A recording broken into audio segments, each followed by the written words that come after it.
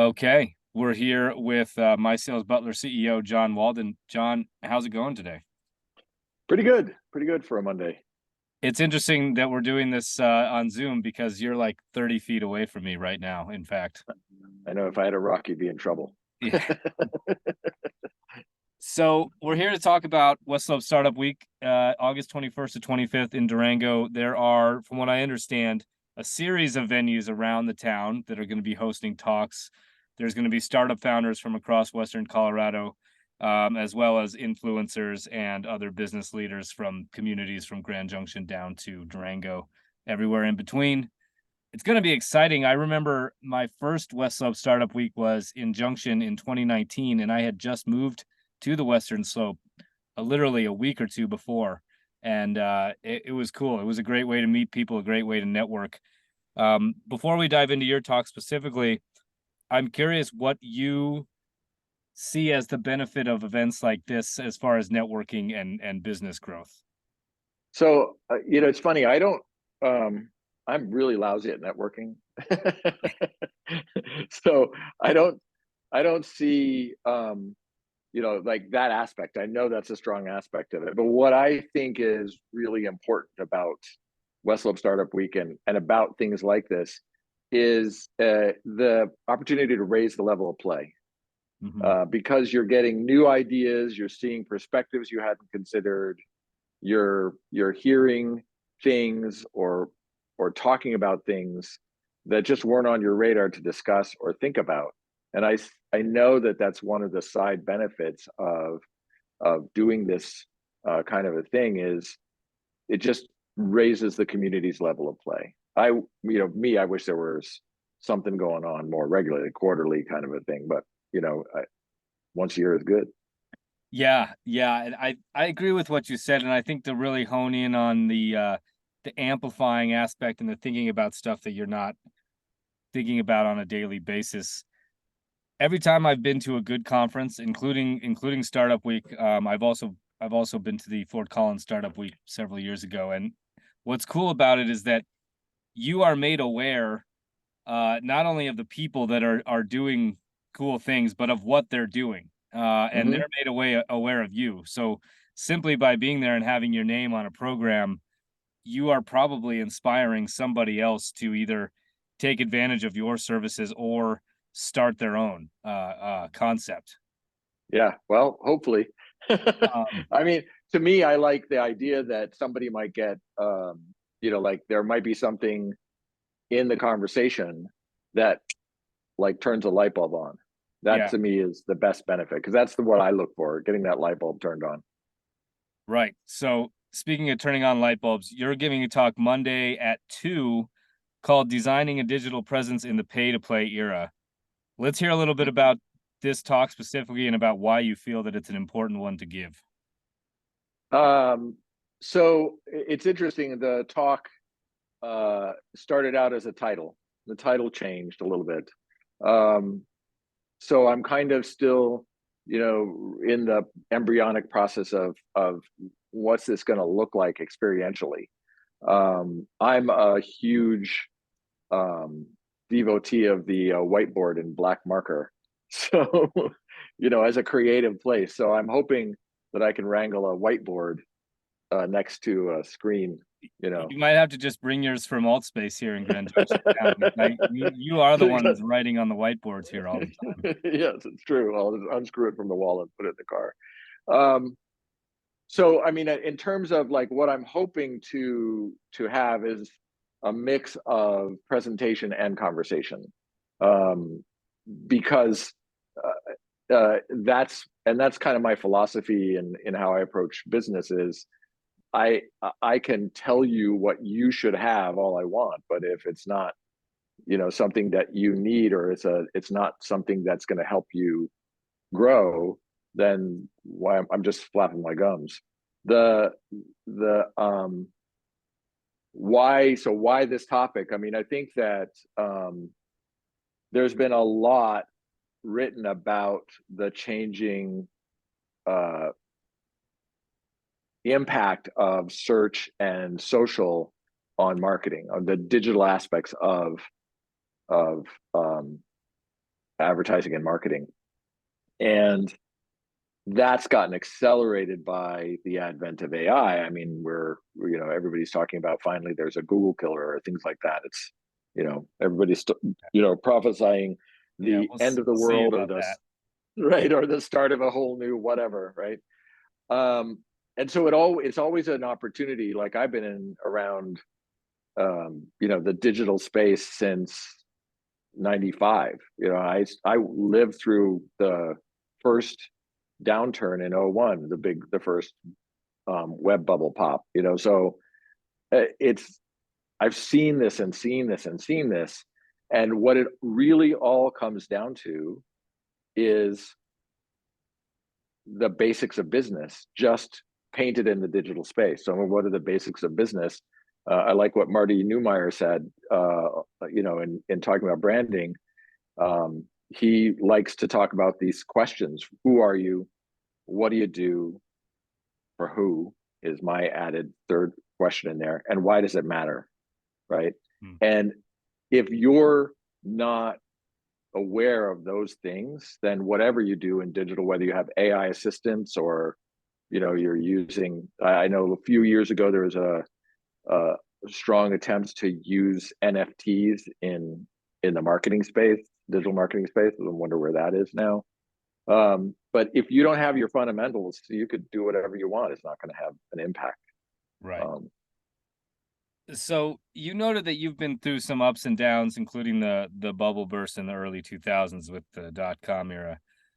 What tips do you have for younger people that are running a company maybe for the first time or working for a startup where their job might not be the most secure job in the world? How do you get through times like that, and how do you shift and learn what to focus on next? Well, I mean, I think that being relentless helps, right? Yeah. Like being relentless, like get up the next day, take your hit, put the steak on your black eye and keep going, right? That by far is the best skill you can have, is just not stopping, because there's going to be a lot of days when everybody, like people have a down day and people want to quit and people, and the company is going tanking and this and that. And the ones who kind of throw their hands up and say, I wish we could have done better, are the ones who are going to lose if you are still grinding, right? Yeah. And so that's part one. And part two is, like I was saying just before, if you're not focused on fundamentals, like don't get distracted by the shiny new thing. If you're not focused on fundamentals, if you're not executing on fundamentals, if you're not core at that part of the process, then you have the opportunity to be, find yourself way tangential, and then when things get tight, the tangential goes away. Right. Yeah, that makes sense. It's important to kind of look at what happened, figure out what you learned and how you can apply that to the next step, and if there are Yep. any like takeaways of how things were working, bringing those forward. Yeah. I'm curious about whether you are somebody who puts together your slides well in advance and is very well prepped, or are you 2 nights before the event scrambling to pull together your slideshow? I used to work for this agency way back, and an advertising agency, and I was part of the digital team. And they put me on the plane a lot. And I remember between wheels down and the door opening, I redid the deck that I was about to go show to a client. Hey, I that's was just good like, though, right? Because don't then need you this know slide, and don't it's need this fresh. slide, don't need this slide. Like, oh no, I was restructuring to like, this is crap, this is crap, this is crap. I ended up with 6 slides that day. The panic toss of the other slides. Yeah, so no, I'm more on the like, because I mean, especially now, things are moving so fast. Like, what am I gonna, there's the context of the fundamentals, and that won't change. And then there's the context of where is the tech, and that's like constantly changing. So, I'm gonna put my finger in the air, the day before, and try to get a read on where, what's, especially in relationship to AI. And, that's going to frame a lot of what I say. Right.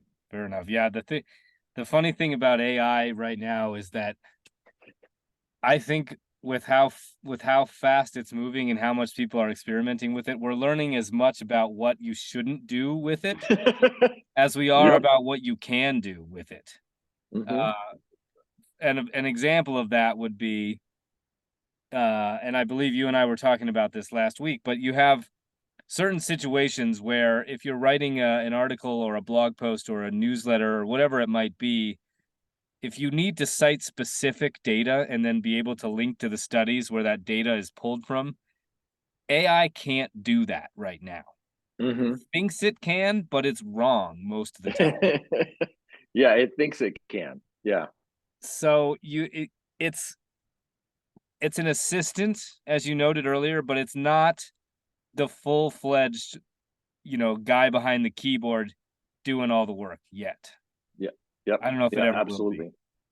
Yeah. Well, I mean, I think that, and in your work, it's the editor is more and more important Yeah, as the opportunities to just receive text from, a, what a, an okay writer is, as the AI turns out to be an okay writer, not a great writer. That's your role is so critical. I think also that we have, because of the press, because of the attention, and because of the swiftness with which Chat GPT came onto the scene, I think we have a skewed idea about how long it's going to take for the actual applications of this technology to really show up. Because ChatGPT in the public space and how it's really like been a news story and been in the hype cycle and been, something that people have, oh, I tried it out, and like it's really gotten some social, strong social presence. But the life cycle of a tech company is still the same. It's going to be 5, 10 years.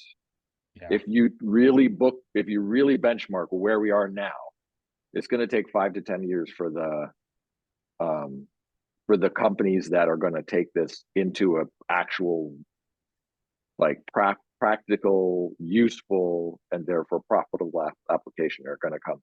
And I could be wrong, but I don't think I'm 1,000% wrong. I might be 50% wrong. There could be no, 2 years, but yeah, still. I think you're right. I think you hear all this talk about, oh, what's Google going to do in the next 6 to 10 months to manage this, and how is everyone's role going to change in the next 6 to 10 months? And I think it's going to take a while before generative AI and AI applications at a larger scale have defined roles in people's jobs and in Right. companies, because it's very different to get on ChatGPT and ask it to plan out your meal schedule for the week, and to get on to ChatGPT and ask it to completely reframe how you do your job. Those are two very Yeah. different things, and there's Very much different. larger, there's much more room for error in Yeah. your recipe planning. Yeah.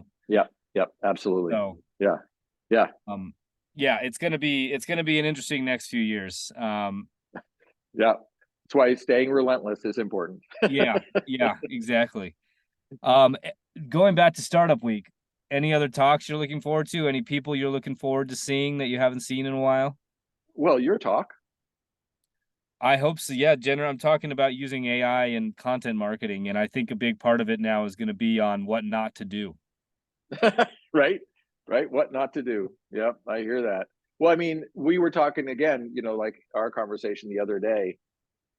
What you have is the voice of chat is like the ends up skewing to this mediocre normal, Yeah, right?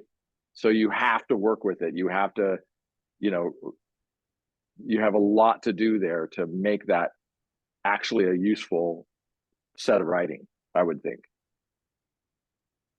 yeah, I agree. It takes, at this point in time, I find not even using it in certain cases where I thought I would use it is more efficient, because there are times where you have to spend as much time correcting and Hmm. switching things around as you would have just writing it yourself. Yeah, yeah. And in answer to your question about what am I looking forward to, mostly I'm looking forward to seeing folks. I haven't had a chance to dive into the schedule as much as I'd like. Like I said, I want to see, I want to be there. It's important to see what you got to say about AI because that's going to be part of what I'm talking about. And my primary point of view on AI is I just don't know what's going on. So it's always, like you're constantly like taking new information in. And it's going to be interesting to hang out in Durango. I haven't had a chance to be out there. Well, I'll give you some restaurant recommendations. There's a great taqueria called Zia Taqueria. I went to college in Durango to establish Oh, my okay, to be okay. able to say this to the people watching. But Zia Taqueria is great. Steamworks Brewing has great food for dinner. I imagine it's right downtown, so a lot of the venues will probably be a couple minute walk away from there. I mean, it's a tourist town, so there are a ton of really good Mm, restaurants, really good coffee shops, lots of good stuff to do. cool, cool. All right, John. Well, we're gonna wrap it up here. Is there anything else you want to put out there about My Sales Butler's role? I know you guys have been involved in the website for the conference. Yep, yep. That's our in-kind support. And the Brian Wax was one of the. It wasn't just him, but coming back from that big group of people that went to Denver Startup Week, Brian was one of the folks who was championing, getting something started, regionally. Um, and again, it's been here in Junction the last, from the beginning. So I'm really excited to see what happens when we put it in um, a different environment. And we weathered, of course, there was a couple of years there with COVID and stuff that it was more remote. So I'm also looking forward to being in person. Yeah. So yeah, no, check out the website. That's our work. Check out along with TJ Smith. Check out the lineup of speakers. Yeah, come on down. Okay. Well, we'll leave it there. We'll see you in Durango, August 21st to the 25th for West Slope Startup Week. Thanks, John. Awesome. Thank you, man.